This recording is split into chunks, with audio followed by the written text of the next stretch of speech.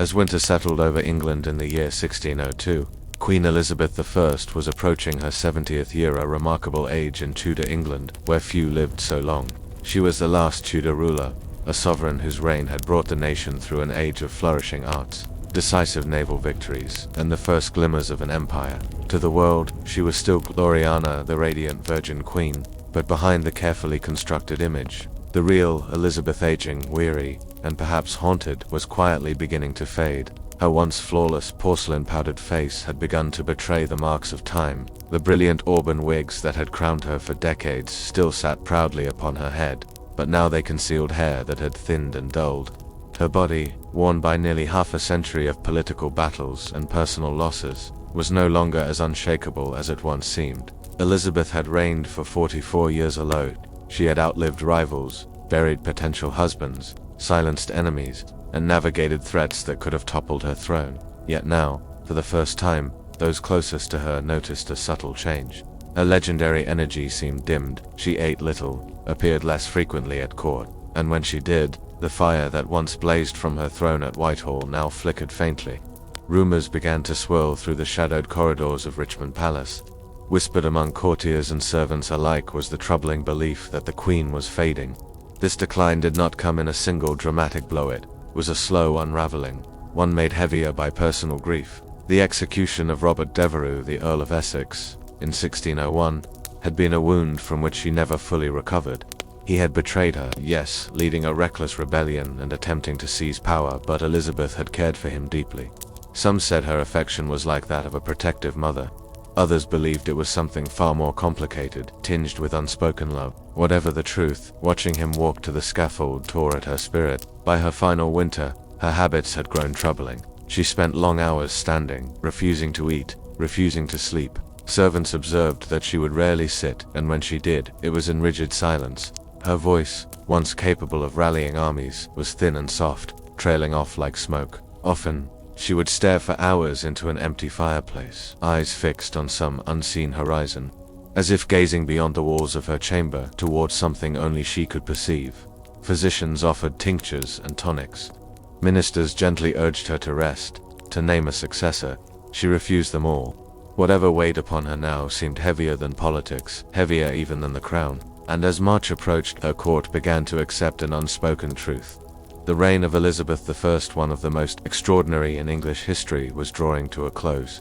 As the days of early 1603 crept by, a deep and almost tangible stillness settled over Richmond Palace. The once vibrant court, famed for its music, pageantry, and quick-witted exchanges, had grown subdued. The Queen, who had once dazzled Europe with her sharp mind and unyielding resolve, now withdrew behind heavy drapes and heavier silks, surrounded more by shadows than by people. She no longer presided over council meetings. The customary walks in her gardens or rides through the countryside had stopped. One by one, her ladies-in-waiting were dismissed from her private chambers, until she was attended only by a select few. Even those she allowed to remain, like Lady Scrope, spoke in hushed, uncertain tones, unsure whether their presence brought her comfort or irritation. There were troubling signs beyond her seclusion.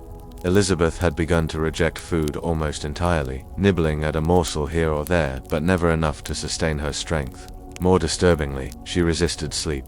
Hour after hour, she would stand rooted beside her bed or at the tall windows, staring into nothing, as though lying down might somehow invite death itself to her side. When exhaustion overcame her legs, she would sink stiffly onto a pile of cushions, her gaze unfocused, lips moving silently in prayer or, perhaps, in thoughts too private to share. Courtiers speculated endlessly. Some believed she feared death, not as a mortal woman, but as a ruler who, for 4 decades, had been the embodiment of England itself. To die, for her, meant to surrender the last shred of control of her people, her image, and her power. Physically, the signs of decline were mounting. A persistent cough rattled her chest. Her skin grew paler by the week. Her once stately frame seemed to shrink beneath the ornate gowns she still insisted on wearing. Yet she would not permit any thorough examination. Her vanity remained as formidable as her crown, and always, the question lingered in the minds of her attendants: was this simply the inevitable weight of age? Or was something more sinister hidden, insidious, slowly consuming her from within? For those who had known her best, the answer seemed inseparable from the shadow of one man: Robert Devereux, the Earl of Essex. Their relationship had been as volatile as it was close, an ever-shifting balance of charm, arrogance, favor, and betrayal. She had elevated him to dizzying heights of influence, only for his ambition to turn against her. His ill-fated coup in 1601 had left her with no choice but to sign his death warrant. When the axe fell at the Tower of London, something within her seemed to fracture. Some whispered that she kept a locket with his portrait, or that in the small hours she murmured his name. Whether these tales were truth or romantic invention, no one could deny that her grief was profound, and that grief, in the Elizabethan mind, was more than an emotion. It was a sickness of the soul. Her eyes lost their brightness. Her laughter vanished. The letters she once composed daily to govern her realm remained unwritten. Even her devout attendance at chapel ceased, a shocking omission for a queen so steadfast in her Protestant faith. Perhaps most telling of all, she forbade music. For a woman who had sung, played instruments, and filled her court with composers, this was no small sign. It was the sound of her heart closing itself to joy. By March of 1603, her decline was no longer hidden.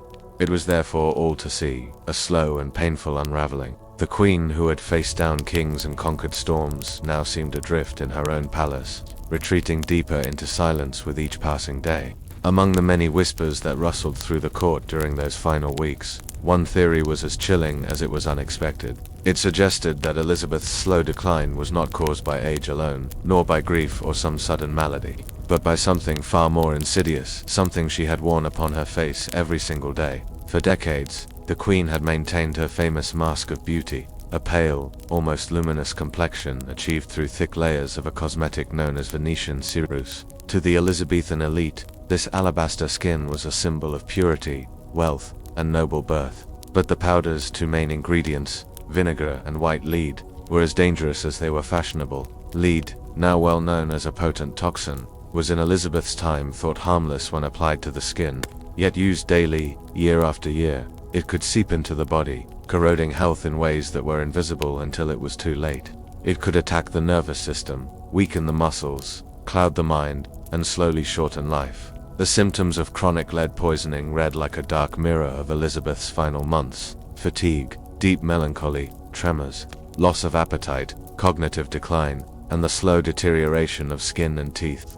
Contemporary observers noted that her once brilliant hair had thinned to almost nothing, her teeth had blackened and fallen out, and beneath the powder her skin bore sores and blemishes. These signs, carefully concealed under pearl-studded wigs and heavy cosmetics, were rarely glimpsed by the public, but her ladies and physicians would have seen them all too clearly.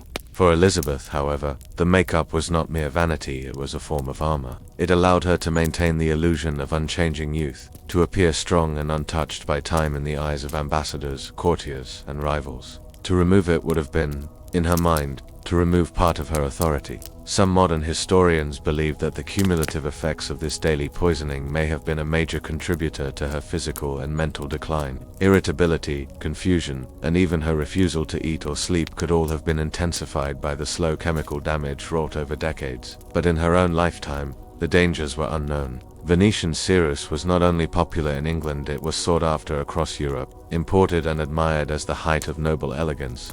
If this theory is true, then the very substance that preserved her image may also have hastened its end. The brilliant white mask that defined her public identity could have been the quietest, most faithful assassin at her side, one that no guard could see, and no courtier would ever suspect. By the second week of March 1603, whatever the cause, her condition had become undeniable. She had stopped eating entirely. Her figure, once regal and commanding, seemed to shrink inside the rich fabrics that had once symbolized power. Tudor medicine had no means of diagnosing the true nature of her illness, and no thermometers, no microscopes, no understanding of infection. Physicians still spoke in terms of the four humors, believing that imbalance between blood, phlegm, yellow bile, and black bile was the source of all disease. They tried everything within their knowledge: herbal infusions, purges, prayers, but nothing eased her decline. And through it all, Elizabeth refused invasive treatments. She would not be bled, nor would she allow herself to be examined too closely. Even in illness, she guarded her modesty and dignity with unshakable resolve. The court could do nothing but watch. They waited for a miracle or for the inevitable. As March deepened and winter's chill lingered in the stone halls of Richmond Palace, Elizabeth's decline took on a strange and unsettling form. It was not simply that she was growing weaker, was the way she resisted the one act most associated with rest and recovery. She would not sleep. Day bled into night without pause. Servants, pacing quietly outside her chamber, spoke in whispers about how the queen remained seated in her chair or standing rigid by the wall, eyes distant, lips pressed into a thin line. At times, she would lean against the carved wood for support, her breath shallow, but never would she willingly lie down in bed. When her ladies begged her to rest, she refused with a firmness that bordered on fear. In the Tudor mind, sleep was often likened to a rehearsal for death, a time when the soul drifted dangerously close to the other side. For a ruler who had spent her life guarding England's fate, the idea of surrendering to that liminal state may have been unbearable. If she closed her eyes, perhaps she feared she would never open them again. So she remained watchful, as though keeping vigil over her own life. Music was brought to soothe her, but she waved it away. Warm drinks were offered, but she would not touch them. The chamber's fire burned low, the candlelight casting her shadow long across the wall, a silhouette of a queen who refused to let death find her lying down. Her strength, however, could not match her will. She collapsed more than once, her ladies rushing to lift her from the cold floor, where she had fallen beside her chair. After these episodes, they began to hover constantly, taking turns to remain at her side. Even then, they spoke to her only when addressed, so heavy was the air of solemnity and dread in that room. When at last she allowed herself to be carried to bed, it was not a gesture of pity, it was a surrender to exhaustion. The silk coverlets were drawn up around her slight frame, and the chamber fell into a stillness so deep that every breath seemed to matter. For those present, it felt as though the moment they had feared for months had finally arrived.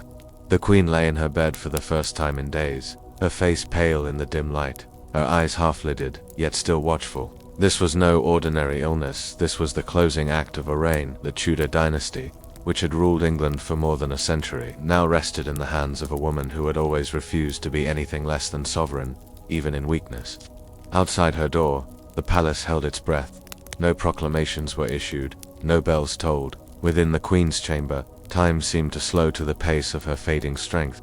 Ministers, ladies, and physicians stood like sentinels, waiting not for words, for there would be none, but for the quiet certainty that history was about to turn its page. The transformation of the Queen's chamber in those final days was almost imperceptible, yet unmistakable to those who knew what it meant. Candles burned lower, voices fell softer, and the movements of her attendants became deliberate, ceremonial, as if they were already rehearsing for a morning that had not yet been declared. Elizabeth, once a monarch of unrivaled eloquence, spoke almost nothing now. The woman who had commanded fleets, silenced parliaments, and inspired poets with her words had let speech fall away entirely. Her replies came in faint gestures, a nod, a flicker of the eyes, the slow movement of her hands. Some thought they saw her reach toward the crown resting nearby. Others whispered that she had gestured toward a portrait of James VI of Scotland, the man most believed would succeed her. There was no proclamation, no formal naming of an errantly silence. Perhaps, in her mind, to speak the name of her successor was to invite her own end. And so, the queen who had built her reign on careful control now let her legacy slip into the hands of those around her, wordless and unguarded for the first time. As dawn neared on March 24, 1603, those gathered in her chamber stood in tense stillness. Lady Scrope, one of her most faithful companions, remained at her side, holding the queen's hand and gently wiping her brow with linen soaked in rosewater. The others, a mix of ministers, ladies, and physicians, watched from the shadows, unwilling to move for fear of disturbing the moment.